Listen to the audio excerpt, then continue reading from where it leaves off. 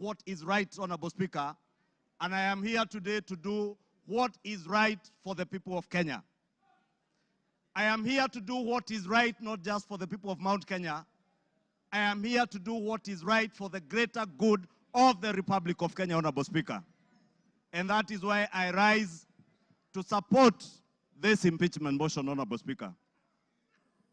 Honorable Speaker, having listened to Honorable Mutuse and all the grounds,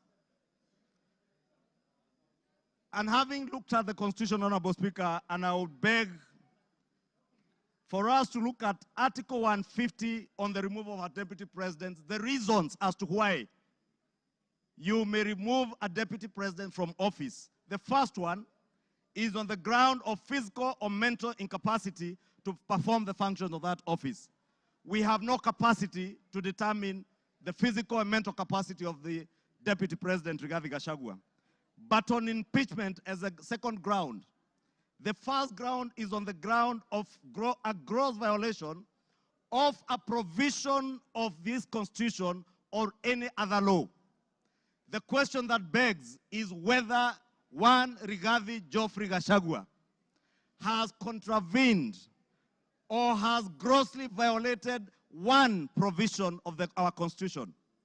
And I think the Honorable Ekomas Mutuse was able to demonstrate this morning that Rigathi Gachagua has violated not one, but over 8 provisions of our Constitution, which I agree with the Honorable Mutuse. And for that reason, Rigathi Gachagua ought and must be impeached today. The second ground, Honorable Speaker, is where there are serious reasons. And Senior Counsel Otiende Amolo went to great length this morning to explain what serious, when you believe there are serious reasons that the Deputy President has committed a crime under national or international law. Honorable Speaker, behind the veneer of humility that you have seen here this evening, behind the veneer of humility that Kenyans saw on national TVs on Sunday, pretending to apologize, is a dark face of violence. Is a dark face, Honorable Speaker, that is a great danger to our nationhood, a great danger to the unity of our republic, Honorable Speaker, a danger to the cohesive existence of our nation as we see it today, Honorable Speaker.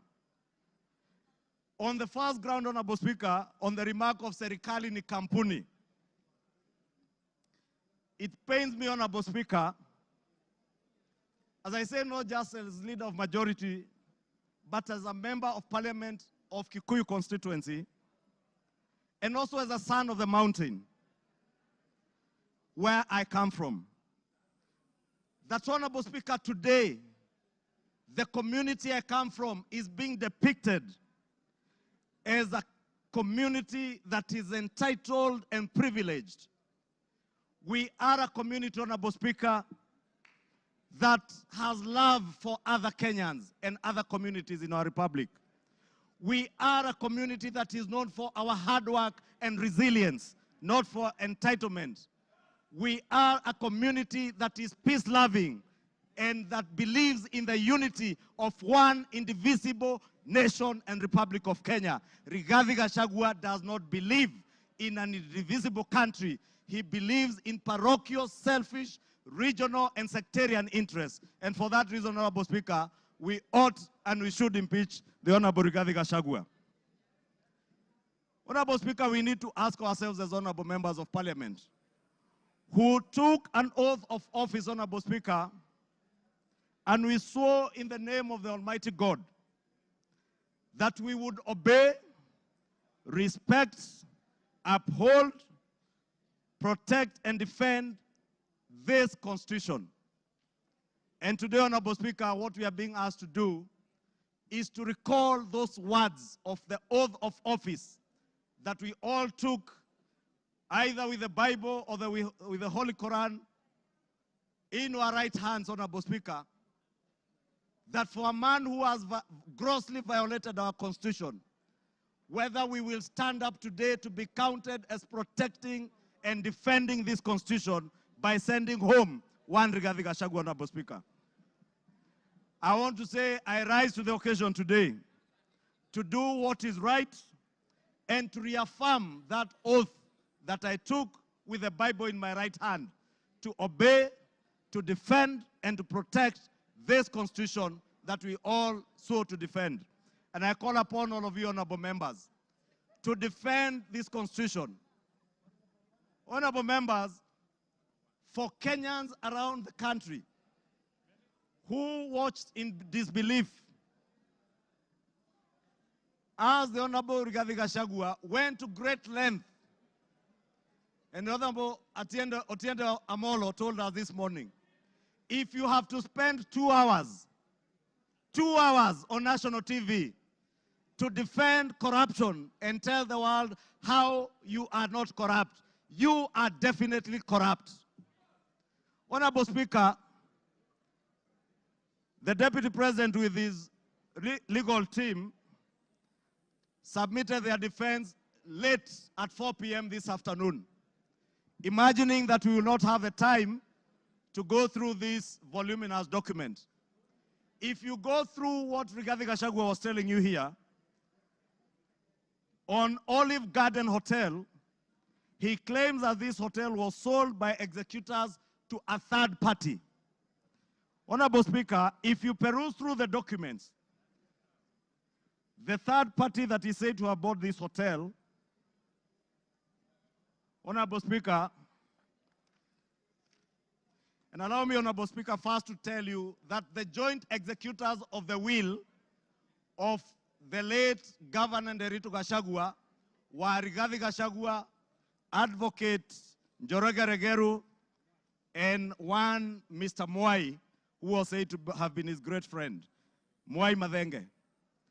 And Honorable Speaker, if you read the report filed in court by the joint will executors, filed on the 27th of June this year, it says in the report that the joint will executors will make decisions independently of the beneficiaries and without influence from any beneficiary, except for one who is both a beneficiary and an executor. The joint will executors does not have the same attributes and mandates as for trustees, where beneficiaries would play a part assisting in decision making.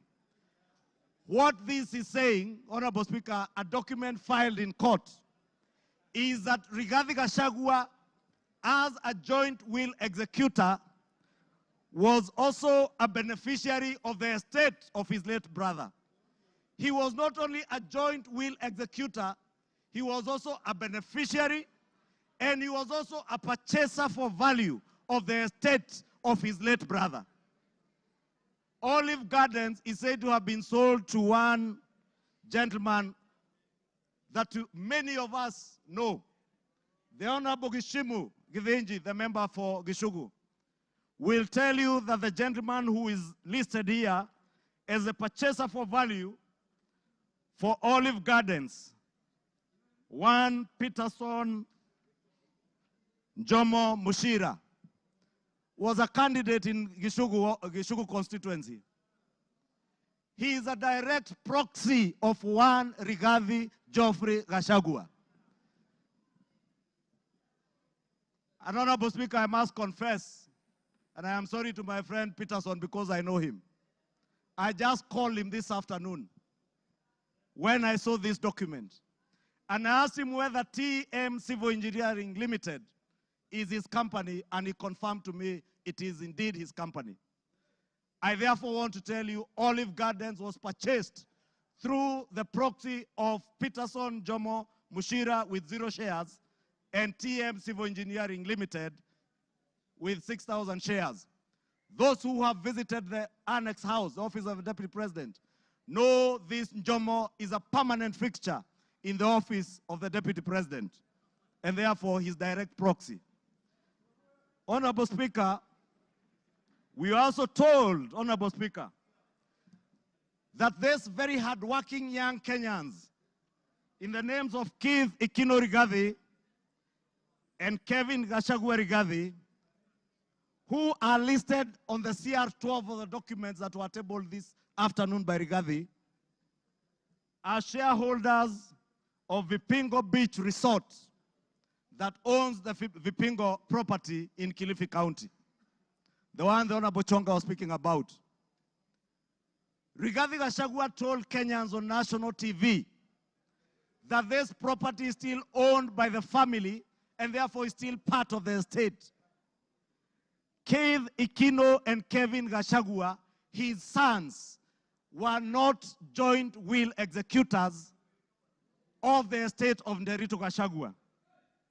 And the owners who are listed on this CR12 is Keith Ikino Rigathi, Kevin Gachagua Rigathi, and the estate of the deceased James Nderitu Gachagua.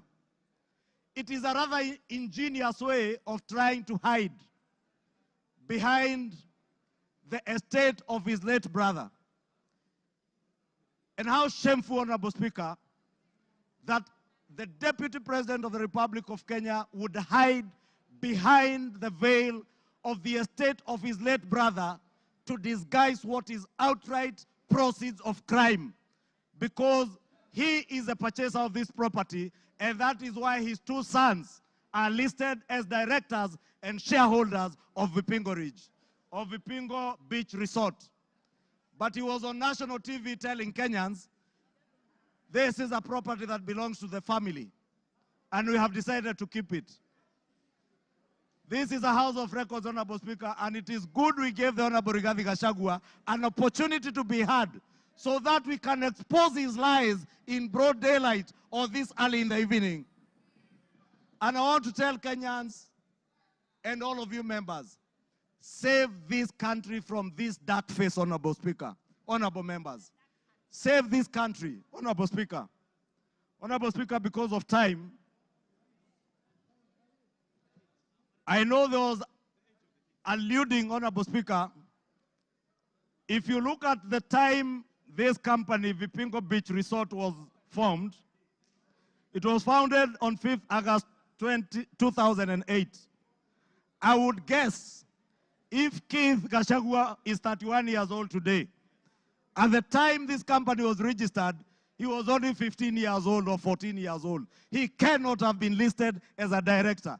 His younger brother must have been 12 or 13. For heaven's sake, Deputy President, give some credit.